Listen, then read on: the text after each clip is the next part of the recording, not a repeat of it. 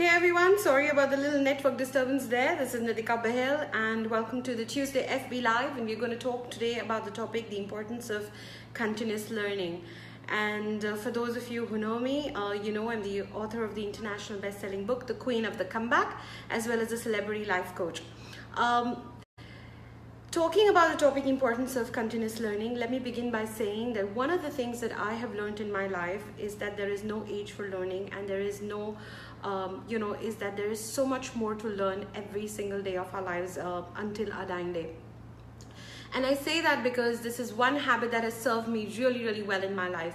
I started my career as a finance graduate. So I studied MS in finance from Lancaster University in UK.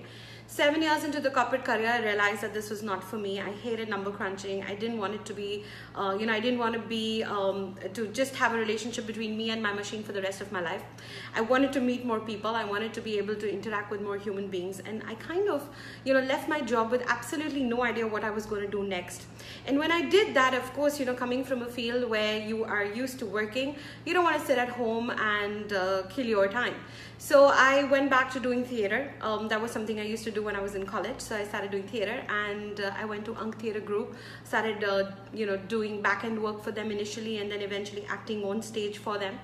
And that's how, I got connected over a period of time to some interesting people, and I started my own company called Parallel Circles Entertainment, which did corporate films for big brands like Procter & Gamble and Zoya by Tata's and Kotak Mahindra Bank and Standard Chartered. So that was kind of a huge movement of career for me. Now, when I was about 2 years into developing my own company, that is when I was detected with clinical depression. And, life really slowed down for me then. And one of the things that I got interested in after, literally for 4 years, I was fighting clinical depression, but there was no improvement whatsoever.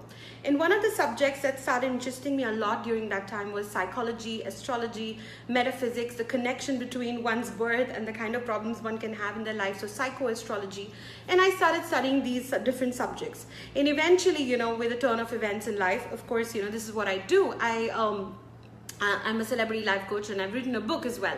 And that's what I do for a living right now. And that's what I do because I'm passionate about it, because I want to help other people develop the way I could, during my comeback days. So very interestingly, one of the things that I would like to say is that our brain is a beautiful gift that we have. And scientific research shows that even up to late 60s and late 70s, we can develop new neuro pathways in our brain. And the only way we can do that, even though there is another research which says that once you cross the age of 30, your brain starts shrinking down. But even then, you can keep learning, keep growing, and one of the best ways of creating new neural pathways in your brain and developing your brain continuously is by learning new things. Because when you're engaged in the learning of new things, it allows your brain to expand and use more of its potential. And nobody, till the time they die, have used full potential of their brain. So that means that until your dying day, you could be learning new things.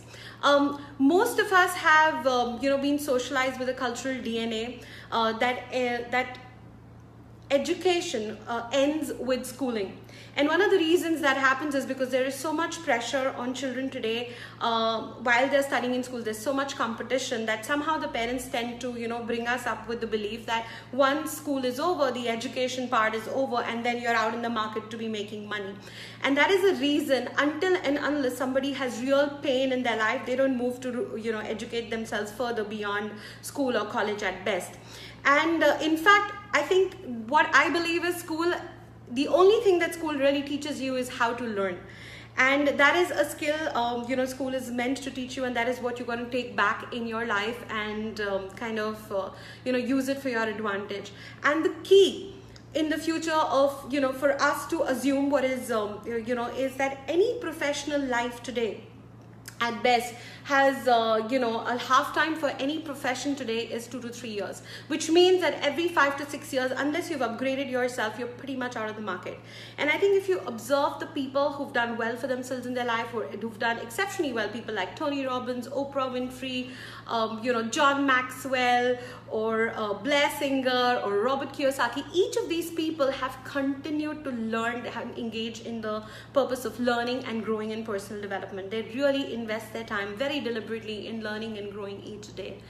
And again, the principle of slight edge comes in. It's not that if you read something today, it's going to change your life tomorrow. But if you read something every single day over the next few months, over the next few years, it can have a huge impact on your life compared to someone who doesn't.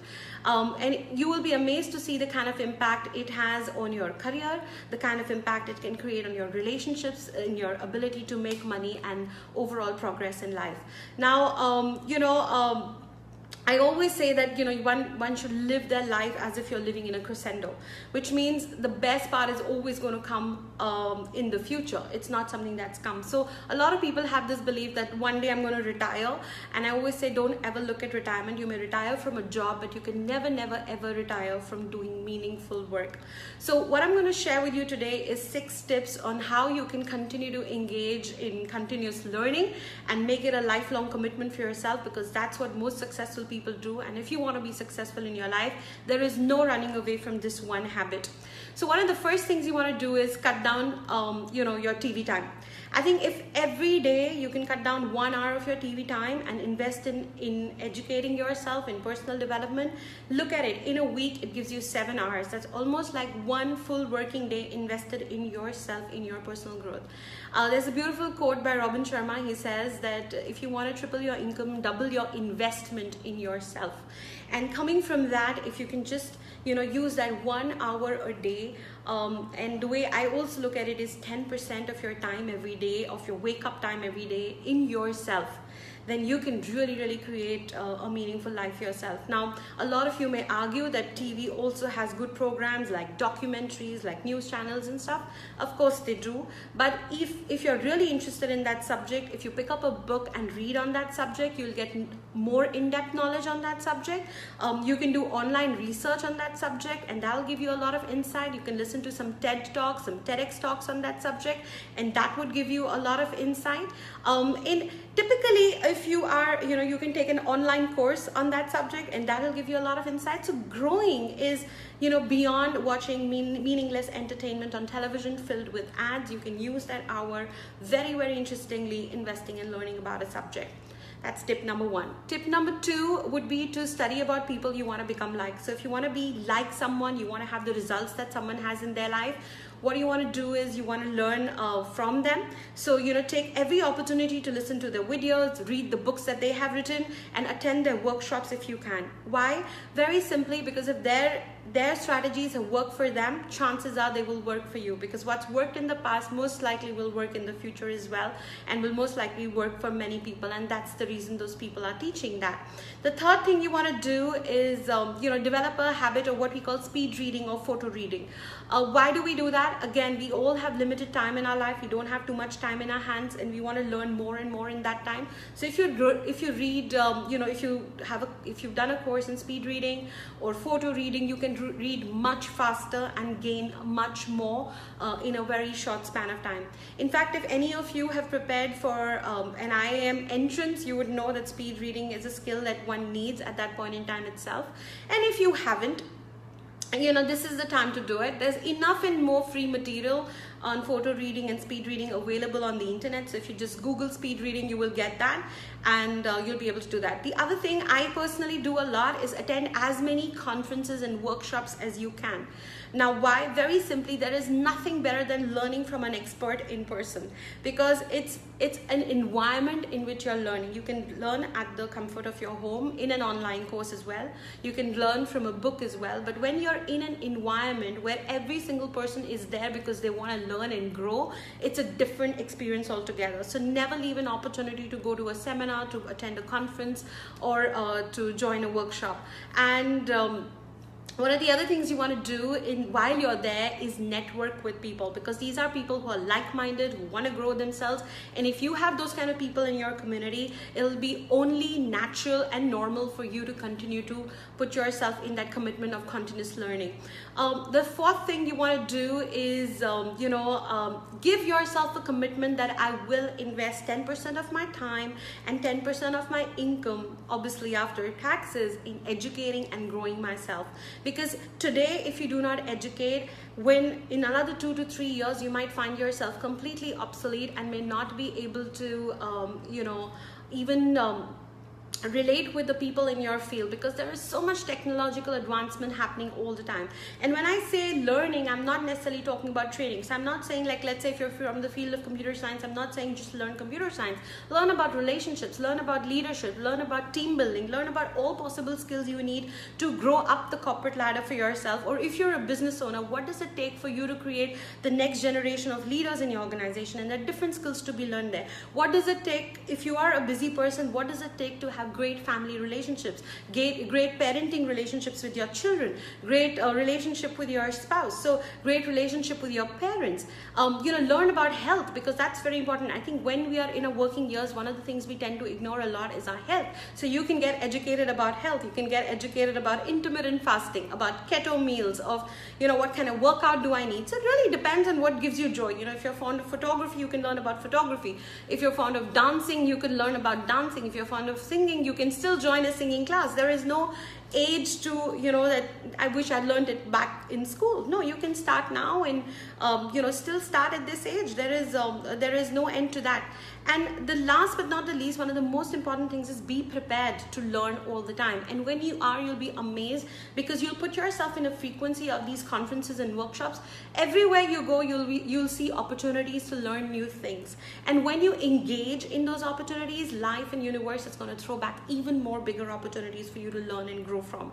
And if you stay in that process long enough, you'll be amazed at what you're going to create out of your life, something that you could have never ever imagined. When I was doing finance, I could have never imagined that I would be doing advertising. And when I was doing advertising, I would have never imagined that I would be doing life coaching one day. But just the simple process of continuing to learn has brought me here. And as I always say, at no point in time in my life have I ever felt that I'm finished or I'm done. I always feel I'm work in progress. There is so much more to learn and grow. And for those of you who know me personally, know that every Tuesday evening and every Thursday evening, I have an online class with my mentors, where I'm still learning new processes, new ways of helping people in faster methodologies, people who get stuck with healing, how to help them cognitively, those who get stuck cognitively, how to help them through a healing modality. And there is no end to learning and growing.